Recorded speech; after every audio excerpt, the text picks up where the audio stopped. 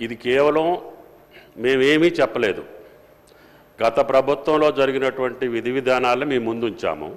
మీరు ఏది చెబితే దాన్ని అమలు చేయాలనే ఆలోచన తప్పితే ఆ పంటకి ఎంత ఇస్తారా, దీనికి ఎంత ఇస్తారు అనేది మేము నిర్ణయమే చేయలేదు. మీ సూచనల తర్వాతనే నిర్ణయించబడుద్ది.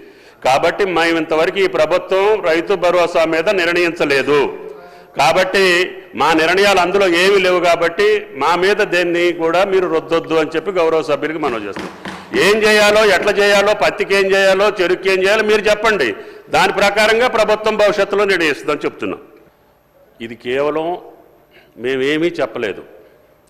గత ప్రభుత్వంలో జరిగినటువంటి విధి విధానాలను మీ ముందు ఉంచాము. మీరు ఏది చెబితే దాన్ని అమలు చేయాలనే ఆలోచన తప్పితే ఆ పంటకి ఎంత ఇస్తారా, దీనికి ఎంత ఇస్తారు అనేది మేము నిర్ణయమే చేయలేదు. మీ సూచనల తర్వాతనే నిర్ణయించబడుద్ది. కాబట్టి మేము ఇంతవరకు ఈ ప్రభుత్వం రైతు భరోసా మీద నిర్ణయించలేదు.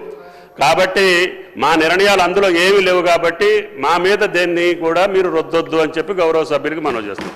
ఏం చేయాలో, ఎట్లా చేయాలో, పత్తికి ఏం చేయాలో, చెరుకు ఏం చేయాలో మీరు చెప్పండి. దాని ప్రకారంగా ప్రభుత్వం భవిష్యత్తులో నిర్ణయిస్తుందని చెప్తున్నాం.